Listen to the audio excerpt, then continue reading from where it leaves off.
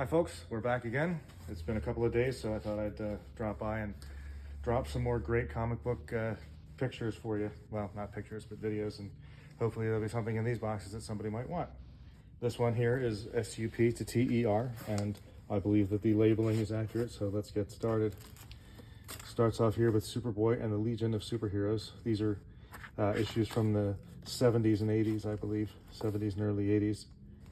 And as you can see, they got some cool covers and lots of characters in them, including, of course, Superboy.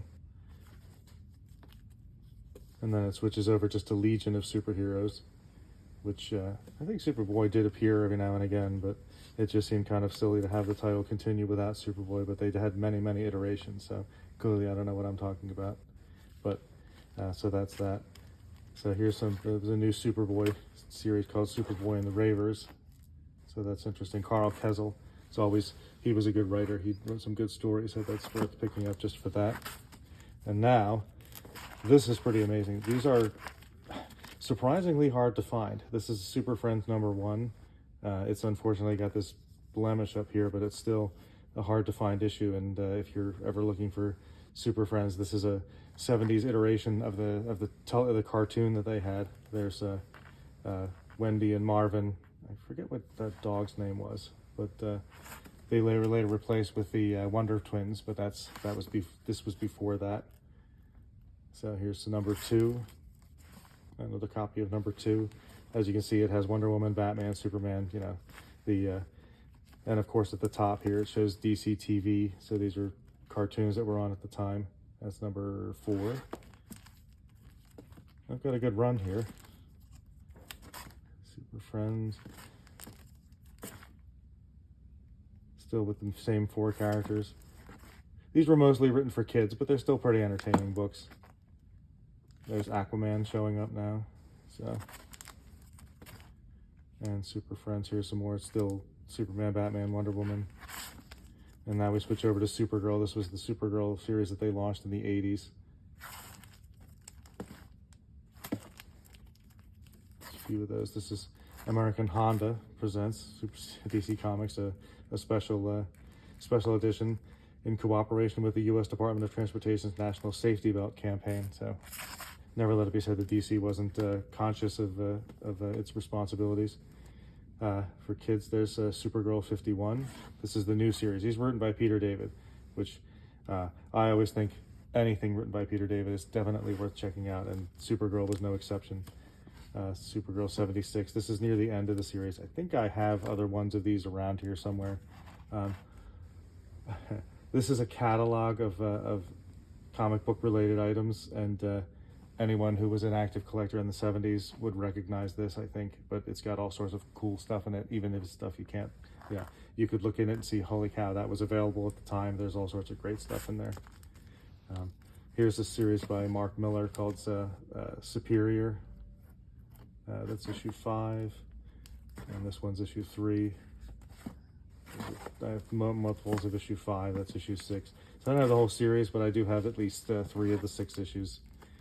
So here's some issues of this is Superman fighting Mongol. It's a DC Universe special, and we have a few Supermans here. This is Superman Forever. I don't know if you can see the different images if you move the book around. Superman Forever. Neat stuff. So here's some more Superman comics. These are from the 70s. This is Superman, Wonder Woman. This is a Radio Shack collaboration. And more Radio Shack. Let's see. Radio Shack. Here's Superman Family. Similar to the Batman Family that was mentioned earlier. It's just kind of one-off stories featuring various characters. Supergirl, Jimmy Olsen, Lois Lane. Basically any Superman-related characters. And this one has a Neil Adams cover, so that's always pretty cool. This is another Neil Adams cover. And these were actually hard to find in good shape because they were slightly taller than the comic books at the time. So they were often found to be mangled at the top like that. And this one's not in great shape, but still, it's still an interesting purchase. And this one's in surprisingly nice shape at the top. There you can see it's at least kind of smooth. So there's some Superman Family. This here is Superman Madman. It's a crossover. That's number 2. I have a bunch of those. Here's Superman Madman 3. I don't have number 1, unfortunately. But here's a comic called Super Patriot.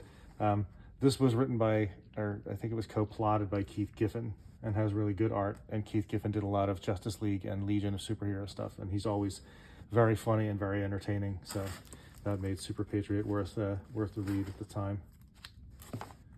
There's number 2. And this is Liberty and Justice. I think this was also written by Keith Giffen, but I'm not sure. But this is Super Patriot, Liberty and Justice.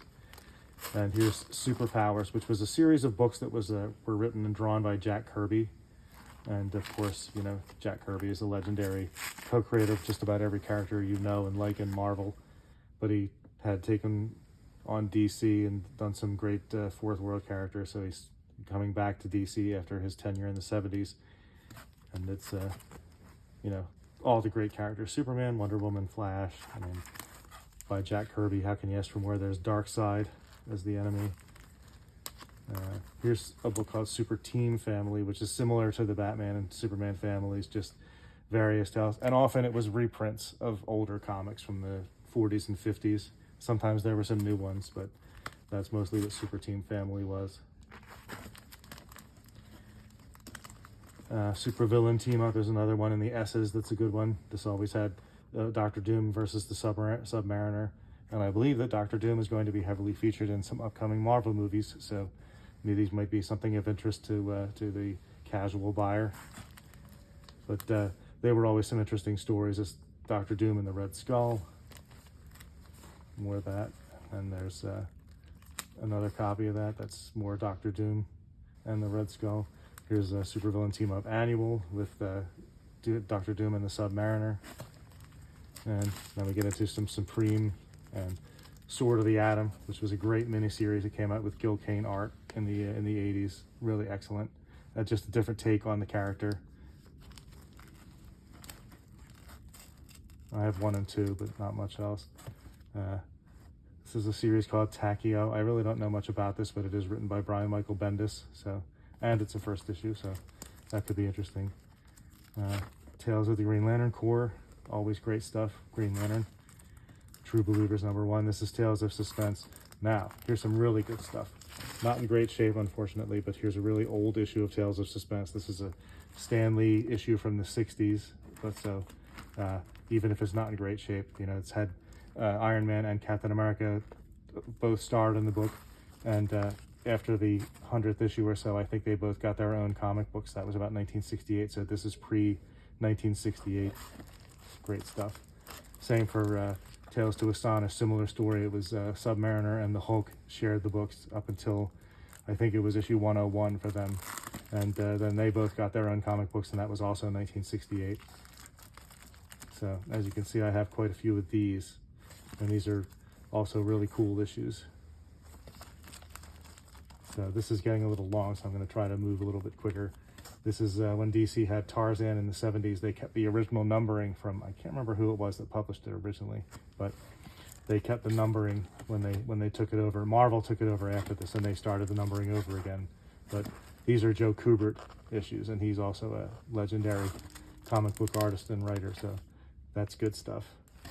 And here's the Marvel I was referring to earlier, where they see number 5, they renumbered, and you know, they ran this for a couple of issues. I think this got into the 20s or 30s before they were finished with it. But that's just another example of Marvel licensing. And then here is Teen Titans. These are Teen Titans from the 70s. Joker's daughter, really interesting character there. And that's another one from the 70s. And then the new Teen Titans, which is what